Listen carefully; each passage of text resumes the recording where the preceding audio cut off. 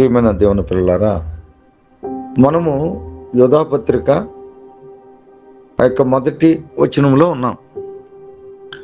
అయితే ఈ మొదటి వచనంలో మనం ఇప్పుడు నడిపిస్తున్న మాట, యేసుక్రీస్తు దాసుడను యాకోబు సహోదరుడునైనా యోధా, అంతవరకు మనం నేర్చుకున్నాం. తండ్రి అయిన దేవుని యందు ప్రేమింపబడి. అయితే మనం ఎక్కడున్నాం? తండ్రి అనే మాట దగ్గర ఉన్నాం. ఈ తండ్రి అనే మాట విశిష్టతను మనము తెలుసుకుంటూ వస్తున్నాం. తండ్రి అనే నామము అది చిన్న విషయం కాదు. ఎంతో మర్మయుక్తమైన ఆలోచన విధానంలో దేవుడు మనకు యోధాపత్రిక ద్వారా అనేకులకు తెలియపరుస్తూ వచ్చాడు.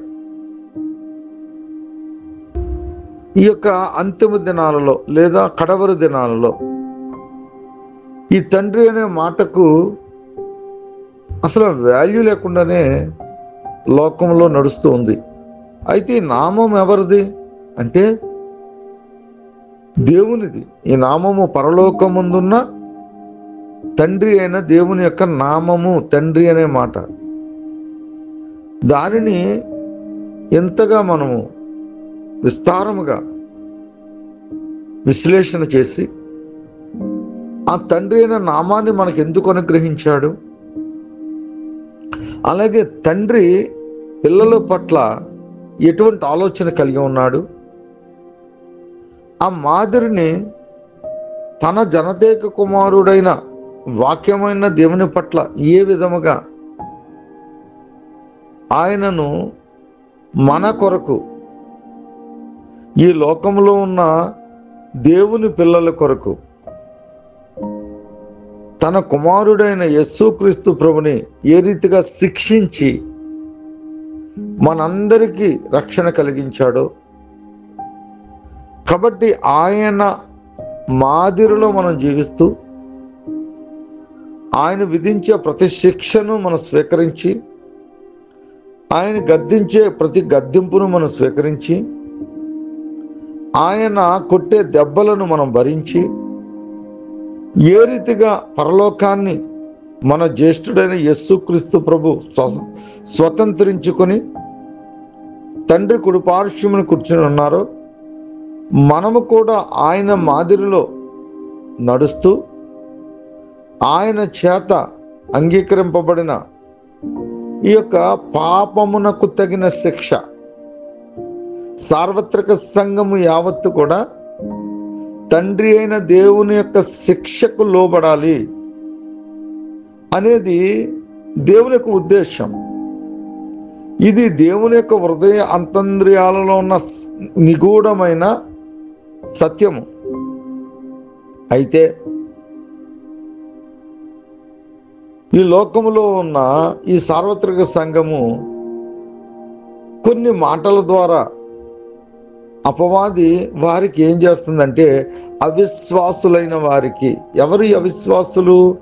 లోకములో ఉన్నవారు కాదు, సంఘములో ఎవరైతే ఉన్నారో ఆ సంఘములో ఉన్న అవిశ్వాసులు ఉన్నారు.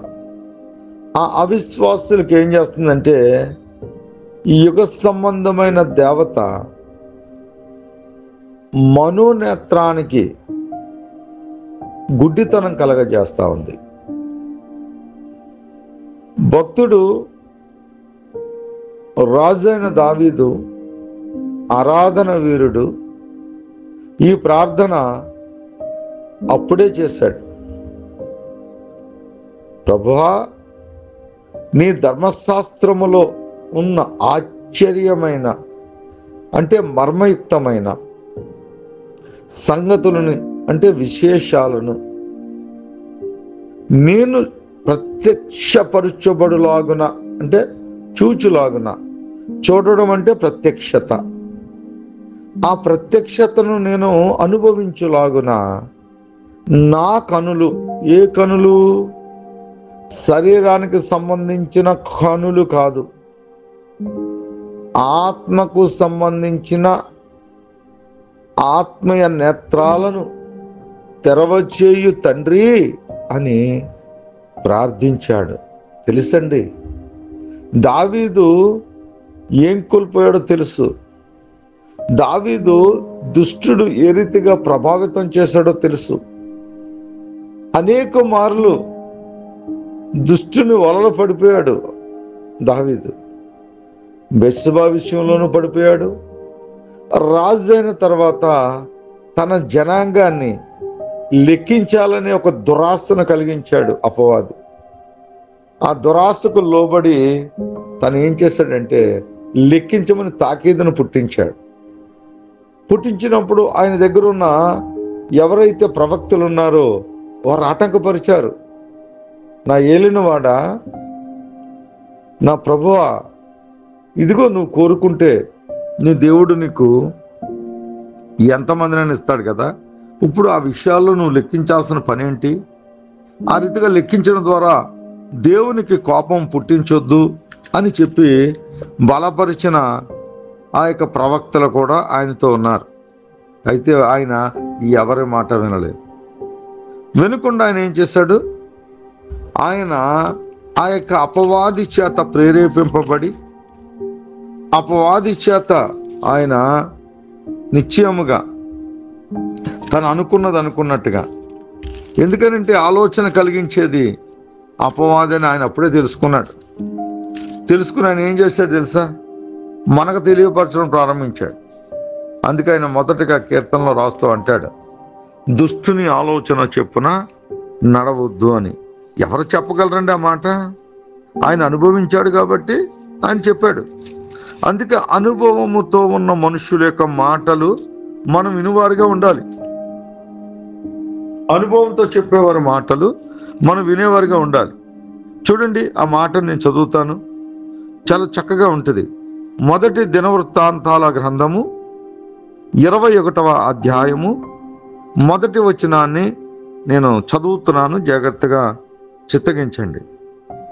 తరువాత సాతాను ఇజ్రాయేలులకు విరోధముగా లేచి ఇజ్రాయేలును లెక్కించుటకు దావీదును ప్రేరేపింపగా, దావీదు యావాబునకు జనుల యొక్క అధిపతులకును, మీరు వెళ్ళి బేర్షెబా మొదలుకుని దాను వరకు ఉండు ఇజ్రాయేలును ఎంచి వారి సంఖ్య నాకు తెలియుటకై నా యొద్దకు దానిని తీసుకుని రండని ఆజ్ఞ ఇచ్చెను.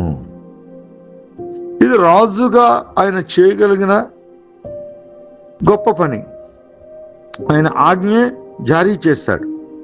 అప్పుడు ఆయన యొద్ద ఉన్న యోవాబు అంటున్నాడు, రాజా, నా ఏలినవాడా, యెహోవా తన జనులను ఇప్పుడున్న వారి కంటే 100 ఎక్కువ మందిని చేయునుగాక, వారందరూ నా ఏలినవాని దాసులు కారా.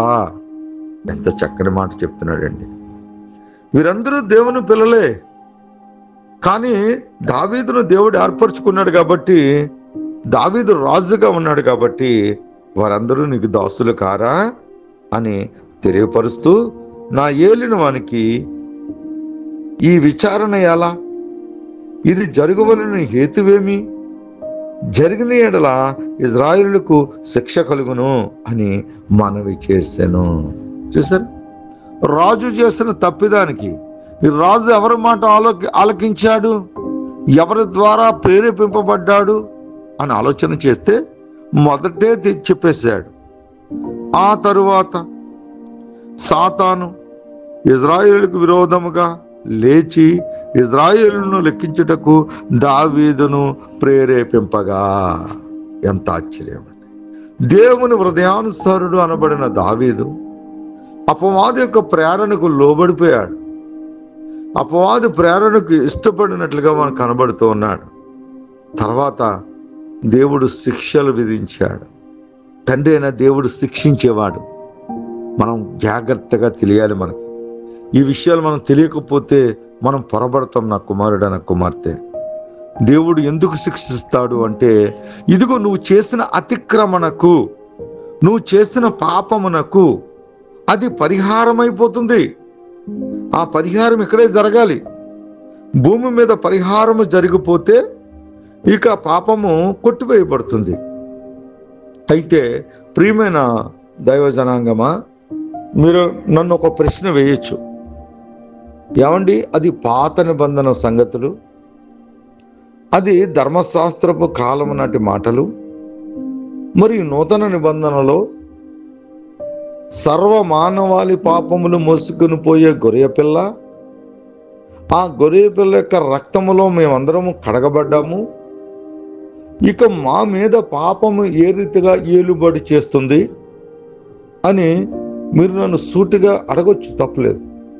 సార్వత్రిక సంఘము ఇటువంటి ఆలోచనలతోనే దేవునిని దూరం చేసుకుంటా ఉంది, తమ ఆత్మీయ అనుభవాలని దూరం చేసుకుంటా ఉంది.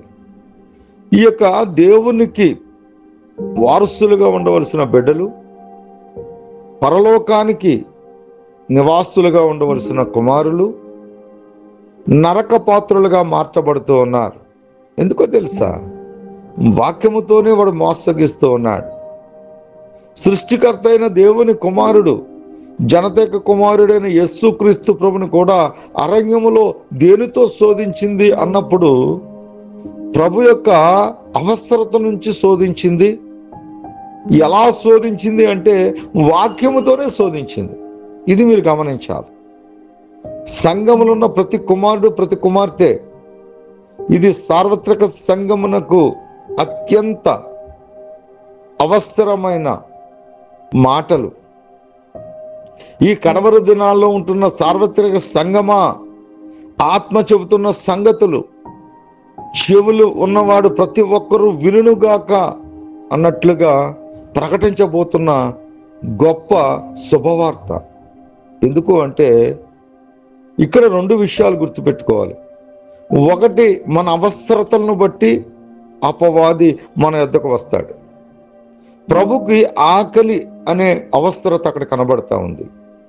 కాబట్టి అవసరతను ఆశ్ర లేదా ఆధారము చేసుకుని, అవసరతను ఆధారము చేసుకుని వాడు మనల్ని శోధించడానికి ప్రయత్నిస్తాడు. ఇక రెండవది, దేనితో శోధిస్తున్నాడు అంటే మరలా వాక్యముతోనే శోధిస్తున్నాడు. విచిత్రం అది. వాక్యము దేవునిదని, ధర్మశాస్త్రము అది చాలా గొప్పదని మనందరికీ తెలుసు. దాన్ని మనం విశ్వసిస్తాం, దాన్ని మనం నిశ్చయముగా బలపరుస్తాం. అయినప్పటికీ మనము దాని నుంచే సోలిపోయేవారుగా ఇక అపవాది మనల్ని అభద్రతా భావనకు నడిపిస్తున్నాయి. ఈరోజు సిలువ తర్వాత, యేసు రక్తము తర్వాత మనకు ఏ శిక్షా విధి లేదు, క్రీస్తునందు ఉన్న ఎడల మనకు ఏ శిక్షా విధి లేదు అనే మాట మీదే సంఘము కట్టబడిపోయింది. ఈ సార్వత్రిక సంఘము దాని మీదే నిలబడిపోయింది. కానీ తండ్రి చే శిక్ష అది మనల్ని ఎక్కడికి నడిపిస్తుందో ఎవరికి అర్థం కాలేదు. ఇప్పుడు ఈ అంతిమ దినాలలో ఈ విషయాలు సంఘానికి చాలా అవసరత, సంఘానికి చాలా ప్రాముఖ్యమైనది. కాబట్టి జాగ్రత్తగా మీరు ప్రత్యక్షముగా వింటున్నారు, అలాగే పరోక్షముగా అనేకులు వినులాగున ఈ యొక్క మాటలు. మరి దేవుడు అంటాడు, భూమికి ఆజ్ఞ ఇచ్చాను, వాక్కు బహు వేగముగా పరిగెత్తుచున్నదంటాడు. ఆ రీతిగా ఈ వాక్యము లోకమంతా పరిగెత్తునుగాక. కాబట్టి ప్రియమైన దేవుని పిల్లలారా, ప్రభు చెప్తున్న మాటలు మనం శ్రద్ధగా ఆలకించేవారుగా ఉండాలి. ఇప్పుడు శిక్ష ఉందా? తండ్రి శిక్ష ఇంకా ఉందా అంటే నిశ్చయముగా ఉంది. మరి యేసు రక్తంలో కడగబడిన తర్వాత మనకి ఇక ఏ శిక్ష విధి లేదన్నారు. మరికి ఏ పాపము చెయ్యమా అని ఆలోచన చేస్తే, ఇదిగో వాక్యానుసారముగా జీవించగలిగే సామర్థ్యత మనలోనికి ఎప్పుడు వస్తుంది అంటే, ఇదిగో ఆ రూపాంతర స్థితిని పూర్తిగా మనం పొందుకోగలిగినప్పుడు. అది ఎప్పుడు పొందుకుంటాం? క్రీస్తు యొక్క సమస్వారూప్యం ఎక్కడ పొందుకుంటాం అంటే, భూమి మీద ఉన్నంతకాలం కూడా అది సాధ్యమే కాదు. అది సాధ్యపడాలి అంటే ఇక్కడ జయ జీవితమును జయించి ఇదిగో పరలోకానికి చేరుకున్న తర్వాతే ఆ సమస్వారూప్యాన్ని మనం పొందుకోగలుగుతాం. కాబట్టి ప్రియమైన దేవుని పిల్లలారా, ఇక్కడ బాప్తిసం పొందుకున్నంత మాత్రాన, లేదు వాక్యానుసారంగా నేను జీవిస్తున్నంత మాత్రాన మరి మనం పాపము చేయని వారమా? మరి ప్రతి పాపానికి ఇక్కడ మనం శిక్షించబడితే ఇక లోకముతో పాటుగా మనం అక్కడ శిక్షించబడమన్నది మనం నిన్న దినాన్ని నేర్చుకున్న మాటలు. అవునండి, మనం ఇక్కడ శిక్షించబడటం ఎంతో మేలు. అందుకే అదే గ్రంథములో ప్రభు అడుగుతాడు, ఇదిగో నీకు ఇన్ని సంవత్సరాలు తెగులు కావాలా, ఇన్ని దినాలు నాతో నువ్వు శిక్షించబడడం కావాలా అంటే దావీదు ఎంతో గొప్పగా ఆలోచిస్తాడంటే, ఇదిగో నా ప్రజలు శిక్షించబడడానికి వీలు కాదు, నేను చేసిన తప్పిదానికి ఆ శిక్ష నాకే విధించు అని చెప్పి ప్రభు పాదాల దగ్గర ఆయన వేడుకుంటాడు, విజ్ఞాపన చేస్తాడు. ఎందుకంటే ప్రభు చేతిలో పడటమే నాకు మేలు, నా తండ్రి నన్ను శిక్షించడం మేలు. నేను చేసిన అతిక్రమం బట్టి నా తండ్రి నన్ను శిక్షిస్తాడు, శిక్షించిన కుమారుడు నిశ్చయముగా రక్షించబడతాడు, ఇదిగో తనకు వారసుడిగా రూపాంతరం చెందుతాడని ఆ యొక్క భక్తుడు, ఆ యొక్క ఆరాధన వీరుడు, ఆయన యొక్క దావీదు అనబడే రాజు ఆ రీతిగా ఆలోచన చేసి ఆయన శిక్షను ఒప్పుకుంటాడు. అందుకే నీతిమంతులు శిక్షించుట లేదా నీతిమంతులు గద్దించుట నాకు తైలాభిషేకమని అతను చెప్పగలిగాడు. నా ప్రియమైన దేవుని పిల్లలారా, ఈనాడు సంఘము ఆ యొక్క మనోనేత్రానికి అవిశ్వాసులైన వారికి, ఎవరైతే విశ్వాసంలో బలహీనులుగా ఉంటారో ఆ బలహీనులు అయిన వారి పట్ల ఈ అపవాది చేస్తున్నది ఏంటంటే ముసుగు వేస్తూ ఉంది, కనులకు మాయ చేస్తూ ఉంది, చేసి ఉన్న వాక్యము నుంచే ఆ వాక్యము నుంచే కొందరిని తప్పిదారి పట్టిస్తూ ఉంది. కాబట్టి ఈరోజు సార్వత్రిక సంఘము ఆ ముసుగును తీసివేసి వాక్య ప్రత్యక్షతను అనుభవిస్తూ నిశ్చయముగా తండ్రి చేత శిక్షించబడిన కుమారుడు ఇదిగో పరలోకానికి ఆయన అర్హుడు, వారసుడు అన్నట్లుగా మనము కూడా మన తప్పిదానికి తగిన దెబ్బలను అనుభవించవలసిన వారుగా ఉన్నాం. ఆయన చేత శిక్షింపబడి రక్షించబడుట మేలు. ఆ విషయాలు కొన్ని మాటలు మనం వాక్యం 1 యోహాను పత్రిక 1వ అధ్యాయము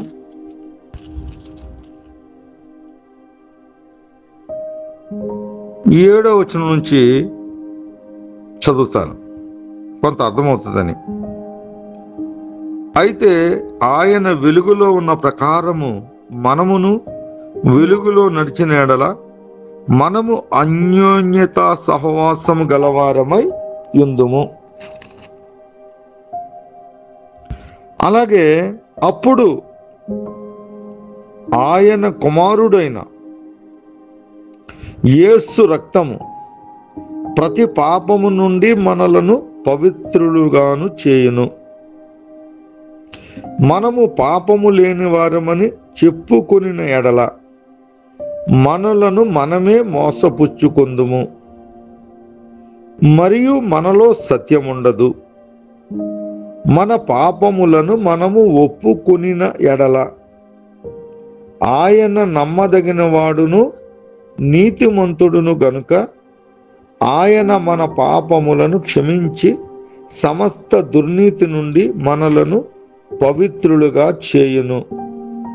మనము పాపము చేయలేదని చెప్పుకుని ఎడల ఆయనను అబద్ధికునిగా చేయువారు మగుదుము, మరి ఆయన వాక్యము మనలో ఉండదు. ఇక్కడ ఒప్పుకోవాలి, ఈ విషయాన్ని గమనించాలి. అయితే మీరు అడగవచ్చు, బాప్తిసం తీసుకున్న రోజుని మేము ఒప్పుకున్నామండి, ఆయనతో పాటుగా మేము లోకములో మరణించామండి, ఆయనతో పాటుగా తండ్రి అయిన దేవుని చేత తిరిగి నూతనముగా జీవించామండి, పునరుద్ధాన శక్తి యొక్క బలాన్ని మేము ఆస్వాదించామండి, కాబట్టి ఇక మాలో పాపము లేదండి అనటానికి ఆస్కారం ఉందంటారా? ఈరోజు ప్రతి ఒక్కరూ మనం ప్రశ్నించుకోవాలి. ఆయన మన పాపమును జ్ఞాపకం చేసుకోను అన్నాడు అన్నది నిజం. మన పాపములు యావత్తు సముద్ర అగాధములు పడవేస్తాడన్నది నిజం. అది ఎప్పుడు? బాప్తిసము ఒప్పుకున్న దినాన్ని. మరి బాప్తిసము తర్వాత ఈ లోకంలో బ్రతుకుతున్న ఈ బ్రతుకు కాలములో తండ్రి అయిన దేవుని ప్రేమను మీరు గమనించిన వారైతే ఎగిరి గంతులేస్తారు. ఎందుకో తెలుసా? దావీదైతే ఒప్పుకున్నాడు. మీరు ఒప్పుకోవసరం లేదు. మీరు తప్పిదము చేస్తున్నప్పుడు ఆయన ఏం చేస్తున్నాడో తెలుసా? ఇదిగో లోకముతో పాటుగా వీరికి దీన్ని తీర్పు తీర్చకూడదు అని చెప్పి, మీరు ఏదైనా ఒక పాపము చేసినప్పుడు ఆ పాపానికి తగిన శిక్ష ఇక్కడ తండ్రి చేత శిక్షించబడుతున్నారు. అలా శిక్షించబడి పరలోకాన్ని పోగొట్టుకున్న వారిగా మీరు నిలవబడుతున్నారు. ఎంత ఆశ్చర్యం అండి! దేవుని ప్రణాళిక ఎంత గొప్పదో ఆలోచించండి. ఆయన మీ పట్ల ఎంత ప్రేమగా వ్యవహరిస్తున్నాడో మీరు ఆలోచన చేయాలి. ఆలోచన చేస్తే దేవుణ్ణి ఎక్కడ కూడా మీరు విడవరు. అంత గొప్ప ప్రేమ ఆయన మన మీద చూపిస్తూ ఉన్నాడు. ఆయన ఎంత ప్రేమామయుడో దేవుడు మనం తెలుసుకున్నప్పుడు మాత్రమే అది హృదయపూర్వకంగా మనము ఎలా తెలుసుకోగలుగుతాము అన్నప్పుడు, ఇదిగో నిశ్చయముగా ఆయన్ని ఈ రీతిగా పరీక్షించాలి, ఈ రీతిగా పరిశీలించాలి, ఈ రీతిగా పరిశోధించాలి. అప్పుడు మాత్రమే మనము ఆ యొక్క దేవాది దేవుని యొక్క ప్రేమను మనము అర్థం చేసుకోగలుగుతాం. లేకపోతే మనకు రకరకాల విషయాల్లో రకరకాల తప్పిదాల ఆలోచనలు మనకు కలిగి ఉంటాయి. చూడండి, 1 కొరింథీలో చూస్తాం. అక్కడ కూడా అద్భుతమైన విషయం. ఎంత అద్భుతమైన విషయం నేను చదివి వినిపిస్తాను. 1 కొరింథీ పత్రిక 11వ అధ్యాయం, ప్రతి మనుషుడును తన్ను తాను రక్షించుకొనవలెనని అలాగు చేసి ఆ రొట్టె తిని ఆ పాత్రలోనిది తాగవలెను. అంటే ప్రభు బల గురించి మాట్లాడుతున్నాడు. ప్రభు శరీరమును వివేచింపక తిని త్రాగువాడు తనకు శిక్షావిధి కలుగుటకే తిని త్రాగుచున్నాడు. అంటే తెలియకుండా చేసే పనులు. ఇక్కడ 30లో ఒక అద్భుతమైన విషయాన్ని చెప్తా ఉన్నాడు. ఇందువలనే, ఇది మీరు ఎప్పుడైనా ఈ వచనాన్ని చదివారో లేదో తెలియదు, ఇది ఇప్పుడు మీరు చక్కగా హృదయంలో రాసేసుకోండి. ఎందువలనట? ప్రభు అని, ప్రభు శరీరమని, ప్రభు రక్తమని వివేచించకుండా ఈ కొరింథీ వాళ్ళు ఏం చేస్తున్నారంటే, ఇక్కడ కూడా మన లోకంలో కూడా చాలా సంఘాలు ఉన్నాయండి. ప్రభురాత్రి భోజనము అని చక్కగా చెప్తారు. అయ్యగారు దాన్ని చాలా ప్రాముఖ్యమైన దినముగా వారం వారం ఇచ్చేవాళ్ళు ఉన్నారు, నెలకోసారి ఇచ్చేవారు ఉన్నారు, 6 నెలలకోసారి ఇచ్చేవారు ఉన్నారు, సంవత్సరానికి ఒకసారి ఇచ్చేవారు ఉన్నారు. ఏ రకంగా ఇచ్చినా ఆ రోజు ప్రత్యేకింపబడిన దినముగా మాట్లాడతారు. మాట్లాడుతూ బేకరీలో ఉన్న రొట్టెని, లేకపోతే పేపర్స్ని, వాటిని ఆ షాపుల్లో అమ్ముతారు కదా పల్చటి ఆ పేపర్స్ని, అలాగే బయట అమ్మే ఆ యొక్క ద్రాక్ష రసాన్ని తీసుకొచ్చి ఇది ప్రభు శరీరం అని, ప్రభు రక్తమని కృతజ్ఞతాస్తుతులు చెల్లించి అక్కడ ప్రార్థనా బలి అర్పించి, యాజకుడు ఆయన నడవలేడు కదా, ఆయన తిరగలేడు కదా, ఆయన ఏం చేస్తాడంటే ఎవరో ఒక ఇద్దరిని ఎంచుకుంటాడు. ఏమండి, మనము వాక్యానుసారంగా చూస్తే ఎంచుకునే మనుషులు ఎలా ఉండాలో తెలుసా? పెద్దలు అనబడేవారు ఎలా ఉండాలో తెలుసా? తిమోతి రాసిన పత్రికలో పెద్దలకు ఉండవలసిన క్వాలిటీస్ అని చెప్తాడు. ఆ క్వాలిటీస్ ఏమి ఉండకపోయినప్పటికీ ఆయన వారికి అప్పగిస్తాడు. వారేం చేస్తారు? ఈ యొక్క విశ్వాసుల ఎద్దుకు తీసుకొస్తారు. వీరేం చేస్తారు?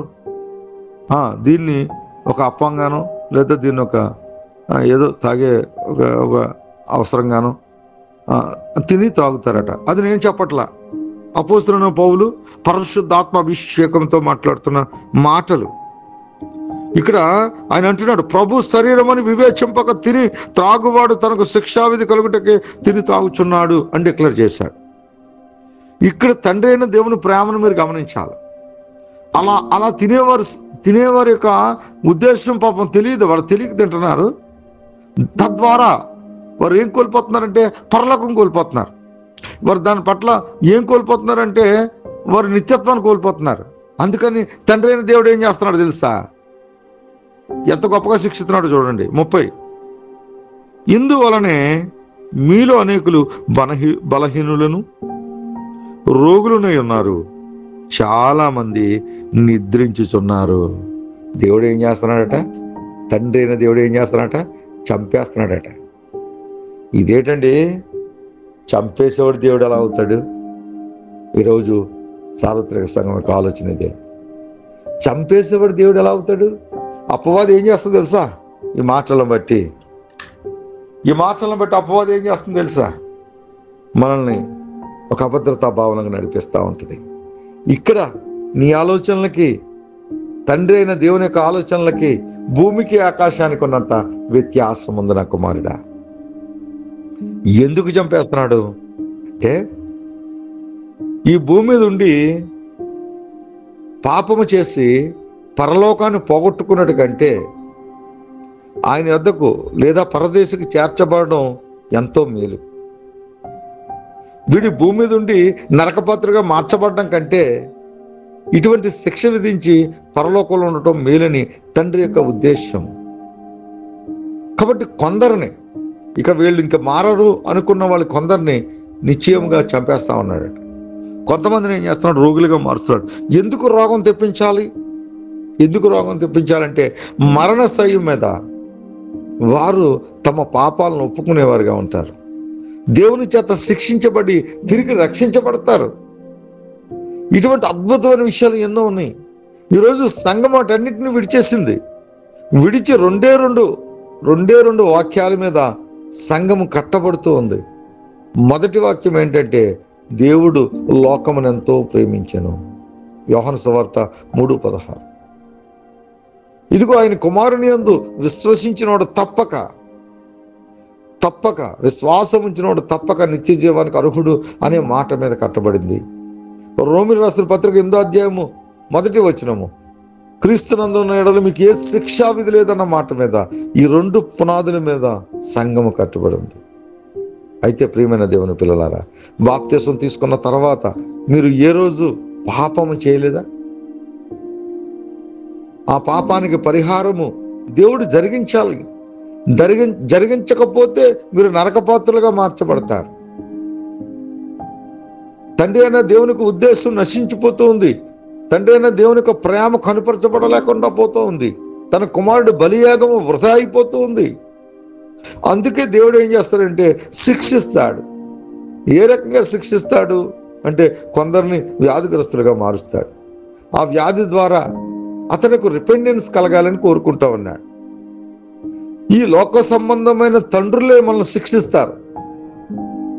కొంతకాలం మనతో తండ్రులుగా ఉండవలసిన శారీరక సంబంధం కలిగిన తండ్రులే కొంతకాలం మనల్ని శిక్షిస్తారు.